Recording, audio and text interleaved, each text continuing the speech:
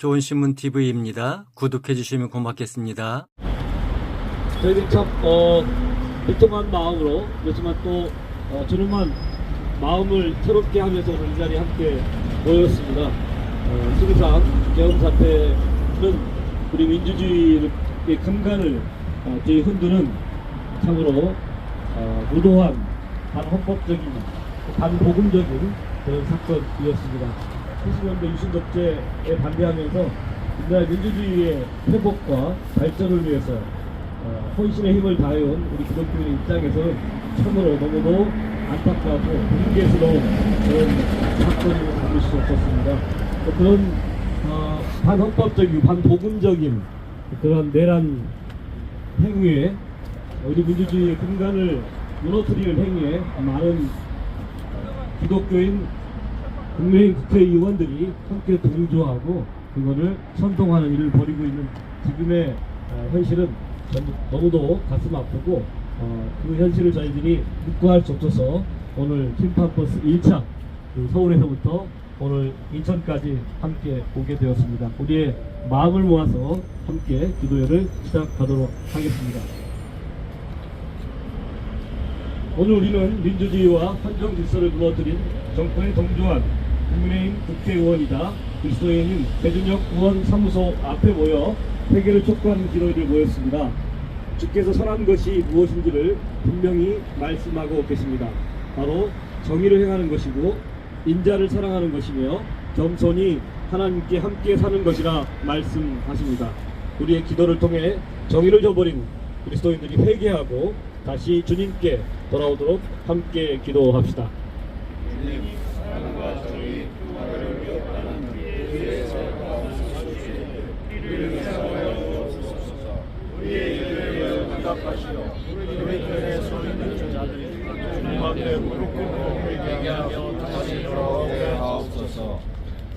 함께 390장 420장 찬양하겠습니다.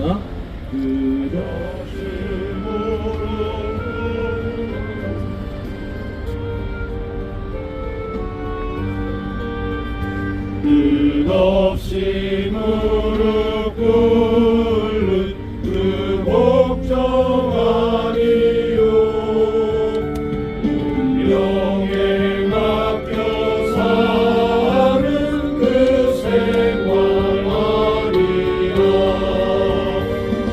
우리의 믿음 지소상 보수이 날듯이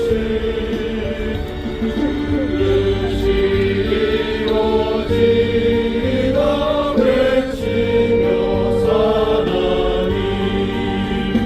약한 자 힘주시고 강한 자 바르게 주한 자 정케하니 주님의 뜻이라 내 아래 압박 있는 곳 주거기 계셔서 그 발로 막아주시어 정의가 사나니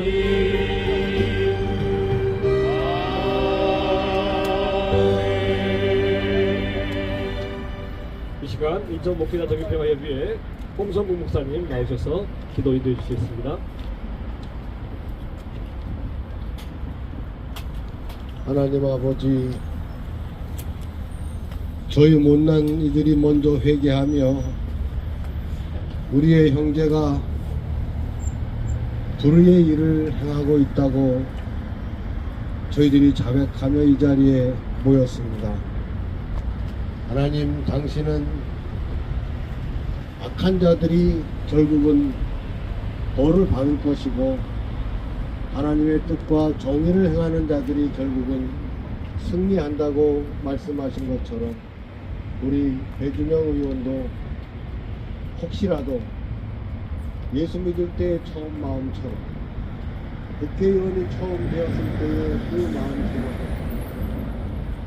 위로는 하나님을 진심으로 두려워하며 백성들을 진심으로 섬길 수 있는 마음이 있다면 내란의 동조 세력에서 내란을 극복하고 온 국민을 하나로 묶는 일에 앞장서는 중재가 되게 하여 주시기를 간구합니다.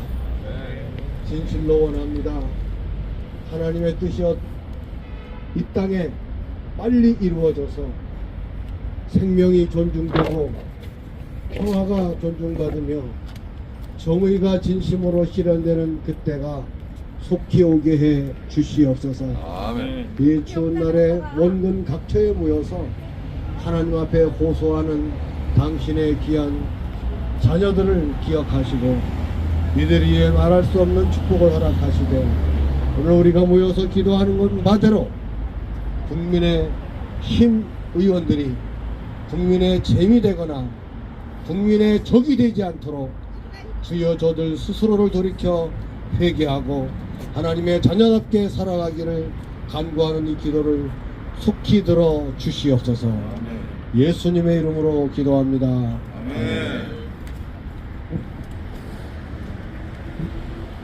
우리에게 들려주신 하나님의 말씀 마태복음 5장 37절의 말씀입니다. 오직 너희 말은 옳다 옳다 아니라 아니라 하라. 이에서 지나는 것은 악으로부터 나느니라. 이 시간 예와 아니오를 분명히 하라는 제목으로 복정종식 공동대표이신 나액재 목사님께서 말씀 증언해 주시겠습니다.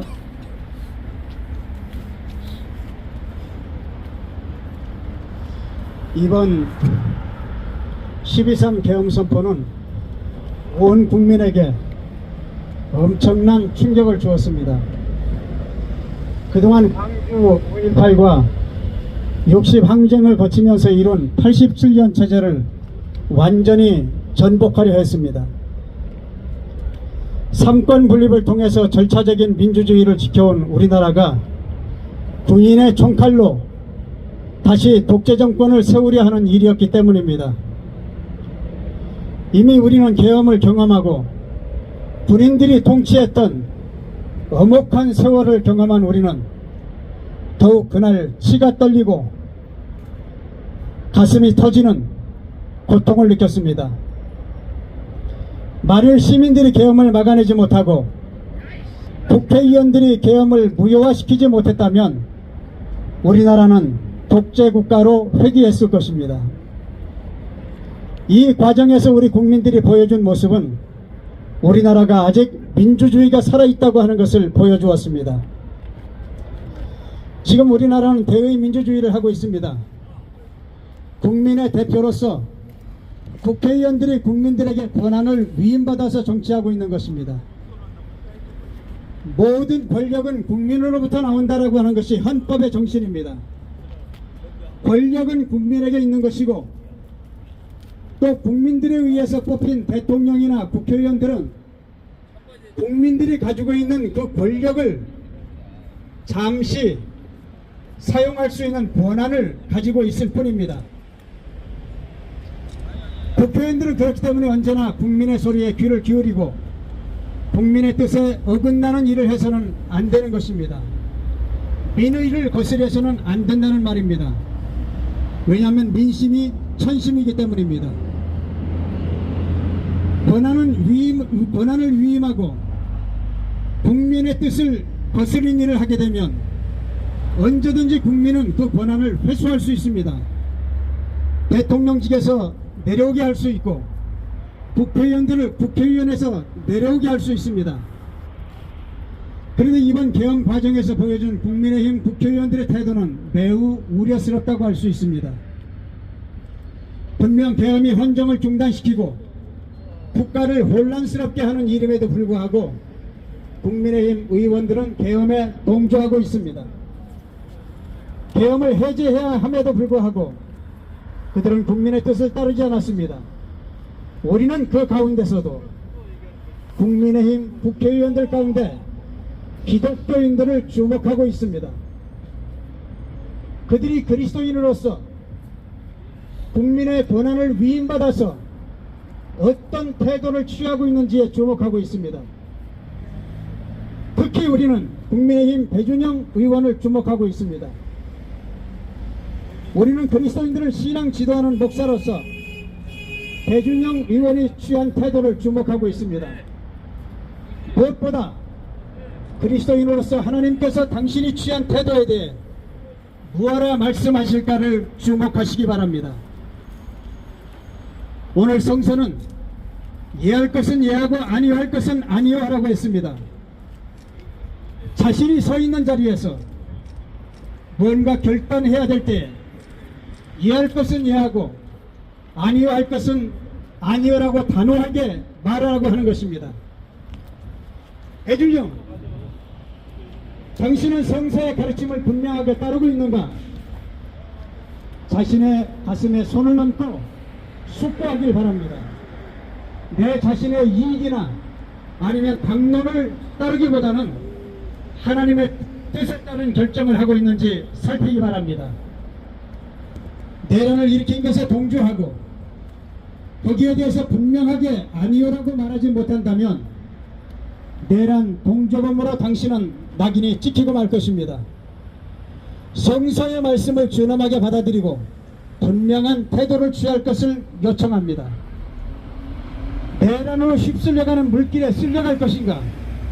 아니면 그 물길을 거슬러 하나님의 말씀에 귀를 기울이고 이심을 따라 행동할 것인지를 우리 여기서 준엄하게 당신에게 묻고 있는 것입니다. 하나님의 말씀을 거스리면 하나님의 뜻을 따르지 않는다고 하면 반드시 하나님의 심판이 임하게 될 것입니다. 이 말씀을 배준영 의원 당신은 가슴속에 깊이 새기기 바랍니다. 국민의힘 회개하라! 회개하라! 회개하라! 하나님, 우리 민족이 친일을 청산하지 못하고 분단 체제를 극복하지 못하므로 오늘 이렇게 어려운 상황에 직면해 있습니다. 여기에는 우리의 책임도 있습니다. 무엇보다도 기독교인들이 하나님의 뜻을 따라 이 세상을 섬기지 못함으로 오는 아픔을 저희들이 가슴속에 안고 기도하고 있습니다. 오늘은 특별히 계엄령 선포 이후에 내란에 동조하며 또 내란을 옹호하는 그런 세력들이 특별히 국민의힘 국회의원들 가운데 있음을 바라보고 그들의 회개를 촉구하는 모임으로 이제 버스를 타고 투어하며 그들에게 회개를 촉구하는 길을 떠나려 합니다. 주님께서 함께해 주시고 기독교인으로서의 그 사명을 잃지 않도록 저들의 마음을 일깨워 주시옵소서. 아멘. 예수님의 이름으로 기도드리옵나이다. 아멘. 안녕하세요. 인천에서 네, 이렇게 또 인천까지 오셔서 이렇게 뵙게 됐는데 좋은 일로 뵙게 된 게 아니고 이렇게 나라가 온통 뒤집힌 이런 상황 속에서 국회의원의 통찰을 촉구하는 그런 심판 버스에 함께 해 오신 것을 참 착잡한 마음을 금할 수가 없습니다. 지금 여러분 교자분들께서 서 계신 이 지역이 이제 신흥 로탈인데요. 인천이 1883년에 개항되고 우리나라 세 번째로 개항됐지만 서울 앞에 있는 항구가 개항되면서 드디어 조선 전체가 이제 개항된 그런 역사적인 장소이기도 하면서 그때 일본을 강제로 개항시킨 일본 세력이 들어와서 차지했던 지역이 비단 인천항 앞에 지역, 신포동 지역뿐만 아니고 여기까지도 일본인들이 다 차지를 했던 그런 지역입니다.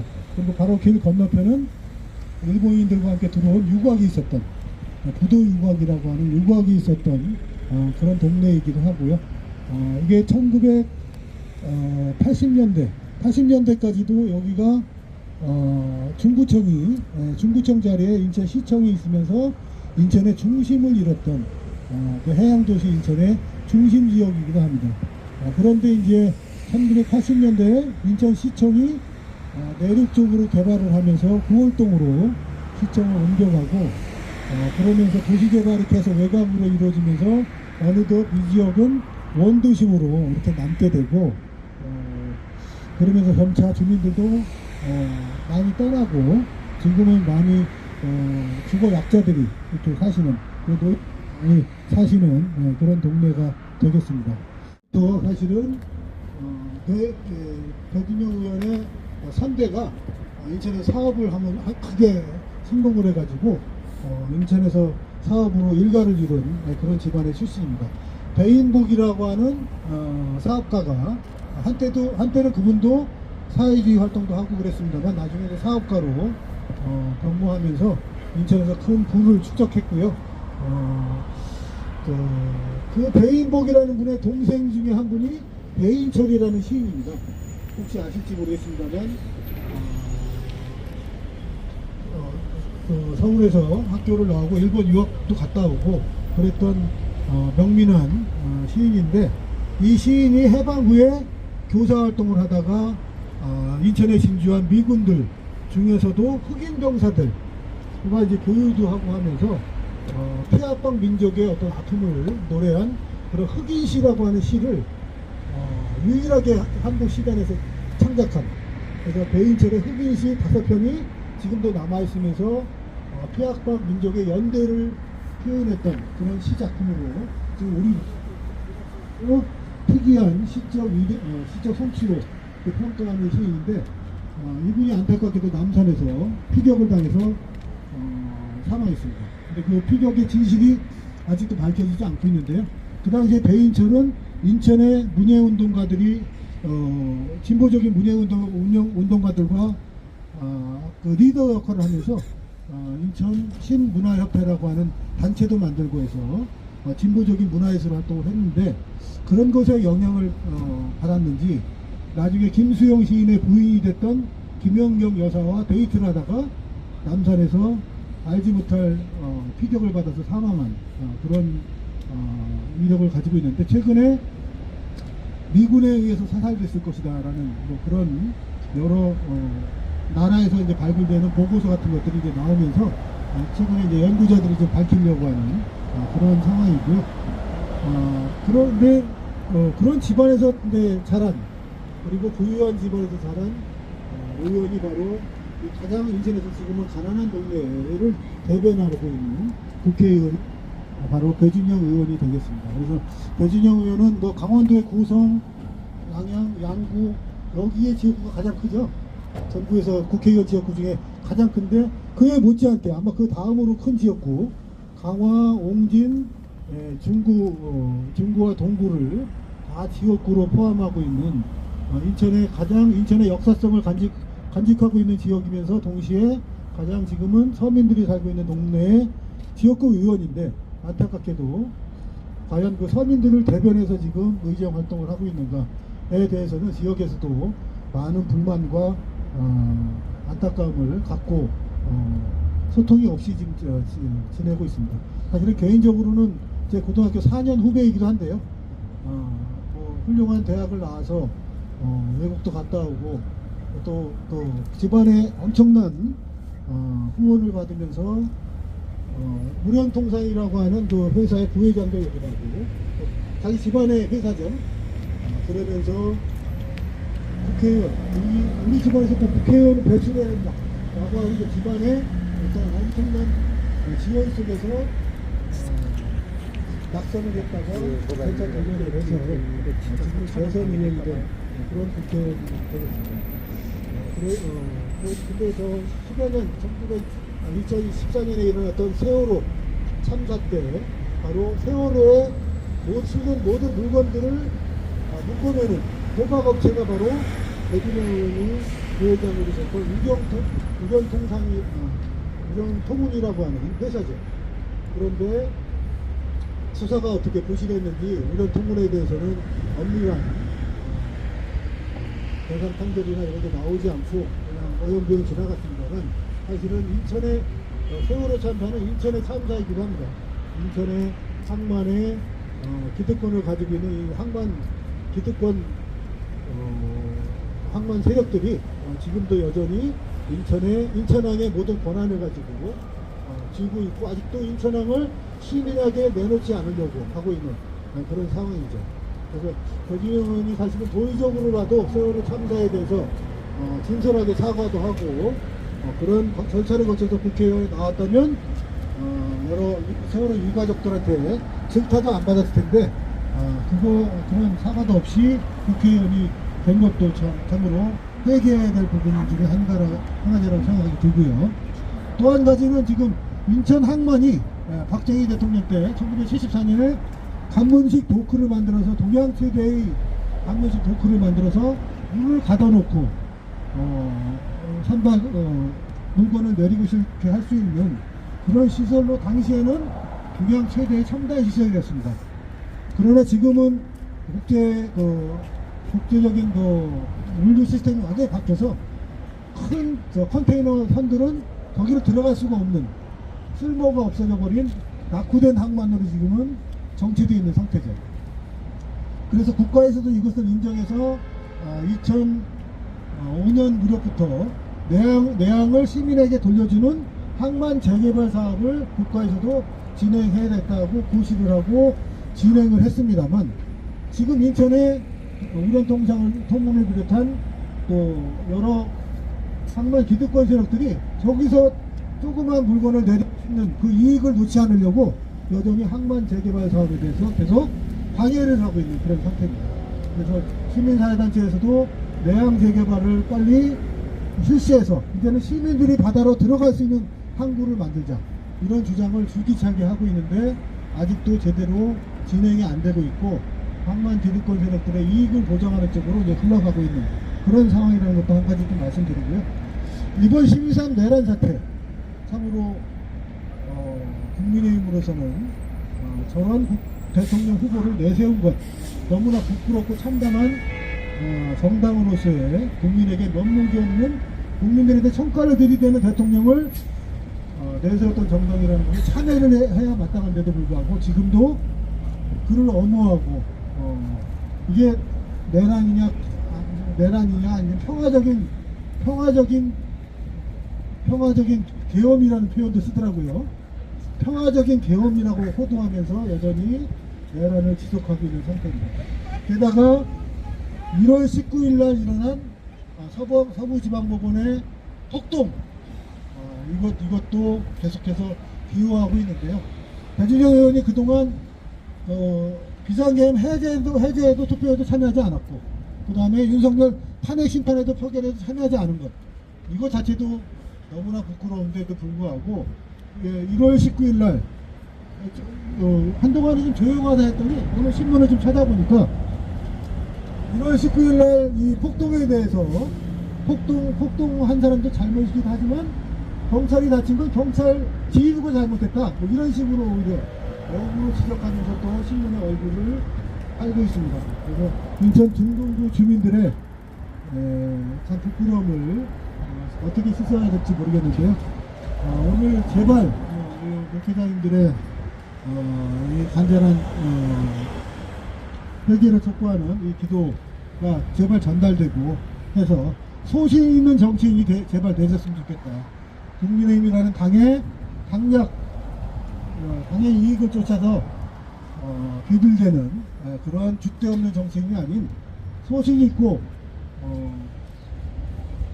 비전을 가지고 있고 또 하느님의 뜻을 따르는 그런 겸손한 정치인이 됐으면 좋겠다라는 말씀을 드리면서 인천 지역의 사정을 좀 이제 파괴하는 이 상황이 결국 한 윤석열이라고 하는 한 이상한 괴물 정치인에 의해서만이 이루어진 것이 아니고 그 뒷받침하고 있는 우리가 제대로 청산하지 못한 일제 식민지 시대부터 수많은 그런 식민지 청산 또 그리고 군사 독재의 잔재들이 우리 사회 곳곳에 남아있고 지금 그것이 다시금 극우 세력으로 나타나고 있다는 것을 알고 있습니다. 그래서 저희들은 단순히 계엄 사태를 해결하고 탄핵만으로 만족할 수가 없고 우리 민주주의를 다시 한번 더 고양시키기 위해서 우리 사회를 근본적으로 전환하는 그런 계기로 삼아야 된다라고 하는 것이 이 시대 또 우리를 향한 하나님의 뜻이라고 저희들은 생각하고 앞으로도 계속해서 더욱더 깨어서 기도하고 분명하게 행동하는 우리 그리스도인이 되기로 함께 마음을 모아 나가도록 하겠습니다. 네, 다시 한번 그러면 저희 마음 모아서 우리 한번 구호 한번 외쳐보도록 하겠습니다. 배준영 의원은 하나님 앞에 회개하라! 국민의 명령이다! 국민의힘 해체하라! 예, 이 시간에는 성명서 낭독, 우리 저희들의 마음을 모아서 성명서 낭독하도록 하겠습니다. 하신대학교 신학과의 박한음, 김소희 학우께서 오셔서 성명서 낭독해 주시겠습니다. 심판을 면하고 싶은가? 내란동조 대열에서 2024년 12월 3일 밤 윤석열 대통령의 비상계엄 선포는 명백히 헌법을 위반한 것이었다. 비상계엄의 요건과 절차에도 부합하지 않았고 이어진 포고령과 군경의 동원 또한 헌법과 법률을 위반하였다. 시민의 자유로운 결사를 막는 것은 물론 그 대의기관인 국회마저 무력화함으로써 자신의 절대 권력을 굳히려는 저 일을 지닌 것일 뿐 그 어떤 정당성의 근거도 없었다. 이는 그날 밤 온 국민이 지켜본 진실일 뿐 아니라 이후 사법적 절차를 통해 더욱 명확하게 드러나고 있는 진실이다. 따라서 윤석열 대통령이 국회의 탄핵으로 헌법재판소의 심리를 받고 내란 혐의로 체포, 구속되어 형사법적 심판을 받게 되는 것은 지극히 마땅한 일이다. 그나마 현행 헌법과 관련 법률이 일정한 절차를 보장하고 있기에 다툼의 대상이 되고 있을 뿐 국민의 직접적 심판이 보장되어 있었다면 일찍이 그 심판은 끝날 일이었다. 그럼에도 윤석열을 옹위한 정당 국민의힘은 그 비상계엄을 정당한 통치행위라 강변하며 대통령의 탄핵을 당론으로 반대하고 나섰다. 국회에서 탄핵이 가결된 이후에도 국가 공권력 행사를 방해하는 일에 서슴없이 나서고 있다. 국가 수사기관의 정당한 영장 집행을 거꾸로 직권남용이라고 고발하는가 하면 윤석열 대통령을 체포하고자 하는 공무집행 자체를 정면에서 방해하는 역할까지 자처하였다. 이처럼 국민의힘은 윤석열 대통령의 탄핵과 마땅한 법적 처벌을 요구하는 국민 대다수의 뜻을 저버린 채 내란 우두머리를 지키기에 급급해하고 있다. 이는 내란을 종식하고 헌정 질서를 회복해야 할 민주정당의 책무를 부정한 것으로 스스로 반국가 세력을 자임하는 것과 다름없다. 우리는 국민의힘 국회의원들 가운데 적지 않은 기독교인들을 누구보다 주의 깊게 지켜보고 있다. 이들은 국회의원으로서 국민의 뜻을 대변해야 하는 동시에 하나님의 뜻을 따라 실천해야 하는 기독교인으로서의 책무를 지니고 있기 때문이다. 그러나 이들은 역사를 주관하며 섭리하며 심판하시는 하나님을 외면했고 사랑과 정의와 평화의 하나님 나라가 우리 삶 가운데 임하도록 하라는 주님의 명령을 저버렸다. 이들은 국민의 요구와 상관없이 당리당략을 앞세웠고 어떻게 해서든 국회의원직을 유지하겠다는 정치적 야심만 내보였다. 이들은 광기 어린 전광훈의 극우 집회에 참석해서 그와 연대를 오히려 과시하였다. 이들은 무속인들의 국정을 농단하는데도 방관했고 대통령이 사이비 이단으로부터 지원을 받는데도 개의치 않았다. 더욱이 이들은 하나님의 청지기로서 정치 권력을 선한 일에 사용하기보다는 이해관계에 따라 사적 특권을 보장받으려 하는 악한 일에 오용하기를 주저치 않았다. 우리는 국민의힘에 속한 기독교인 국회의원들에게 지금까지의 부끄러운 과오를 회개하고 결단하기를 촉구한다. 하나님 앞에서 하나님을 자기 편으로 주장하기보다 하나님 편에 서서 하나님의 뜻을 찾아 이행할 것을 결단하라. 강자와 기득권층보다는 약자와 소외계층에게 우선적인 관심을 주라. 내란의 우두머리를 비롯하여 그에 참여한 모든 일들을 발본색원할 뿐 아니라 다시는 헌법을 유린하는 사태가 발생하지 않도록 모든 방안을 강구하라. 국민을 대표하는 직무를 유기할 것이라며 국회의원의 직위에서 스스로 물러나라. 국민의힘이 민주정당의 역할을 계속 거부한다면 국민의힘 해체하는 일에 앞장서라. 2025년 1월 21일 윤석열 폭정 중식 그리스도인 모임.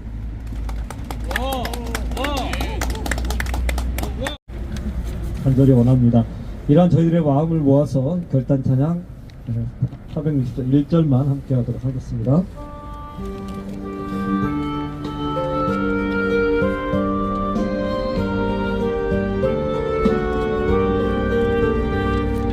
끝없이 무릎 꿇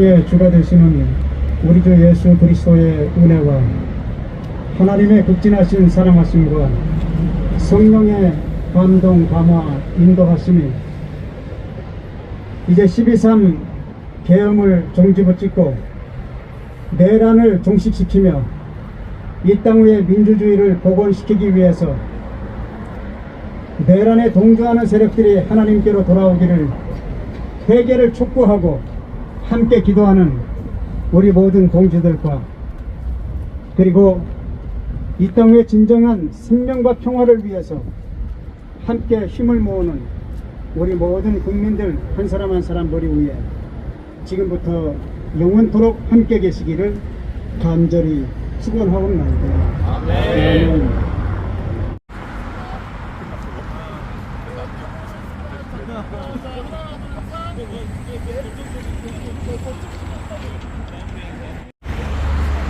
대한민국 국민의힘 해체라!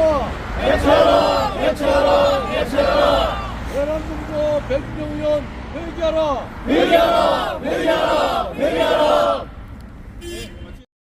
좋은 신문 TV를 시청해 주셔서 감사합니다.